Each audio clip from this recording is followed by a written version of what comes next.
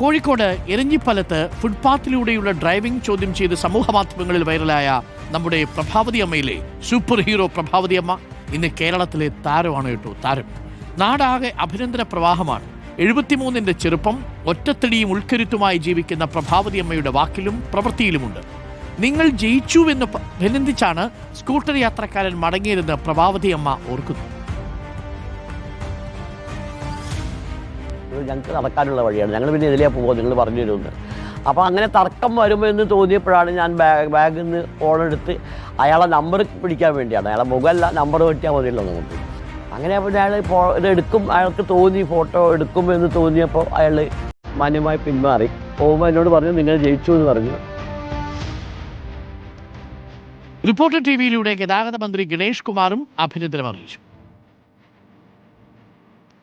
ഏറ്റവും നല്ല കാര്യമാണ് അമ്മ ചെയ്തത്. ജനങ്ങൾ ഇതുപോലെ റിയാക്ട് നാട്ടിലെ നിയമം നടപ്പിലാക്കാൻ വളരെ എളുപ്പമാണ്. ഫുട്പാത്ത് നടന്നു പോകാനുള്ളതാണ്, അവിടെ വണ്ടി ഓടിക്കാനുള്ളതല്ല. അവിടെ ആ വണ്ടി കൊണ്ടുവന്ന ബൈക്ക് കൊണ്ടുവന്ന അത് ചെയ്ത തെറ്റാണ്. ആ തെറ്റിനോട് അമ്മ പ്രതികരിച്ച രീതിയോട് എനിക്ക് ബഹുമാനമുണ്ട്. ഇതുപോലെ സിറ്റിസൺ റിയാക്ട് ചെയ്താൽ മാത്രമേ നമ്മുടെ നാട് നന്നാവൂ.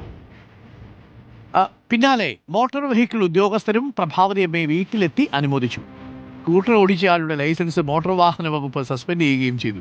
ഇതിനൊക്കെ ശേഷം വൈകിട്ട് കേരളത്തിലെ മറ്റിടങ്ങളിലെ സ്ഥിതി അന്വേഷിക്കാൻ ഞങ്ങൾ തീരുമാനിച്ചു.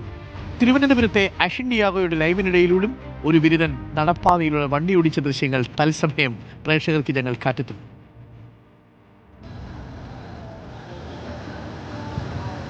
അഷിൻ ലൈവ് ചെയ്തുകൊണ്ടിരിക്കവെയാണ്, ഇതേ വാർത്തയിൽ ലൈവ് ചെയ്തുകൊണ്ടിരിക്കവെയാണ് അഷിൻ്റെ തൊട്ടിപ്പുറത്ത് കൂടി ഒരാൾ വണ്ടിയുമായിട്ട് കടന്നു കളഞ്ഞത്.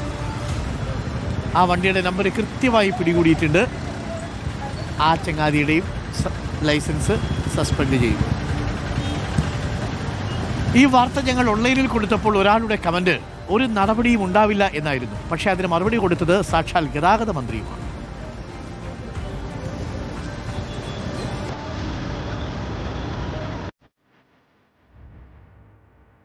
ഇത് പരിശോധിച്ചു, വേണ്ട നടപടികൾ സ്വീകരിക്കും എന്ന് ഗതാഗത വകുപ്പ് മന്ത്രി കെ.പി. ഗണേഷ് കുമാർ തന്നെ കമന്റിൽ പറയുകയും ചെയ്തു.